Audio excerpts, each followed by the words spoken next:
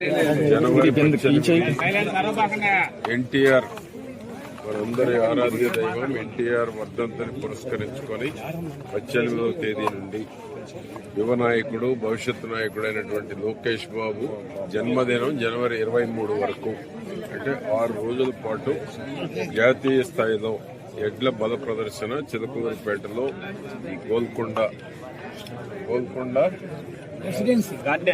Gardens లో నిర్వహించబడతా ఉంది. పాలపళ్ళ నుంచి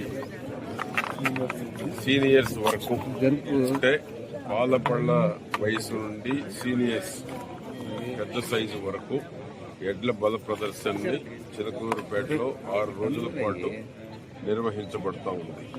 రైతాంగానికి అత్యుత్సాహమైనటువంటిది, రైతులకు కన్నుల పండుగగా ఉండేటువంటిది, రైతాంగానికి ఆరుగాలం కష్టపడి పంటలు పండించినటువంటి రైతాంగానికి కష్టాలన్నీ మర్చిపోయి ఎడ్ల బల ప్రదర్శన తిలకించేటువంటి దానికి స్వచ్ఛందంగా వేలాది మంది తరలివచ్చి చూసేటువంటి ఈ యొక్క ఎడ్ల బల ప్రదర్శన.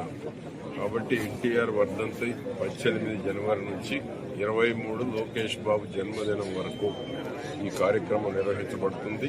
దీంట్లో పాల్గొనవలసినటువంటి వాళ్ళు దీనికి సాంబశివరావు గారు ఈ ఎడ్ల బల ప్రదర్శన నిర్వహించేటువంటి దాంట్లో ఆంధ్రప్రదేశ్లో ముఖ్యమైనటువంటి మరి నిర్వాహకుల్లో సాంబశివరావు గారు ఒకరు. గతంలో ఎడ్ల బల ప్రదర్శన నిషేధించబడినప్పుడు న్యాయస్థానం ద్వారా ప్రభుత్వాల మీద ఒత్తిడి తీసుకొచ్చి సాంబశివరావు గారు దీన్ని సఫలీకృతమయ్యారు. ఈ రోజు ఎడ్ల బల ప్రదర్శనలు ఆంధ్రప్రదేశ్ అంతటా జరుగుతున్నాయంటే దానికి మూలకారకులు సాంబశివరావు గారు అని గర్వంగా నేను తెలియజేస్తా ఉన్నాను. కాబట్టి వారికి ఉన్నటువంటి ఒంగోలు జాతి మీద ఉన్నటువంటి నమ్మకాలు కావచ్చు, ప్రేమ కావచ్చు, ఒంగోలు జాతిని కాపాడుకోవాలని రైతాంగాన్ని పశువులు పెంచేటువంటి ఆసక్తి పెంచేటువంటి దానికి ఈ యొక్క ఎడ్ల బల ప్రదర్శన దోహదపడుతుంది. కాబట్టి దీంట్లో ఎడ్ల బల ప్రదర్శనలో పాల్గొనేటువంటి వారు కానీ రైతాంగం కానీ పెద్ద ఎత్తున పాల్గొని దీన్ని విజయవంతం చేయవలసిందిగా కోరుతా ఉన్నారు.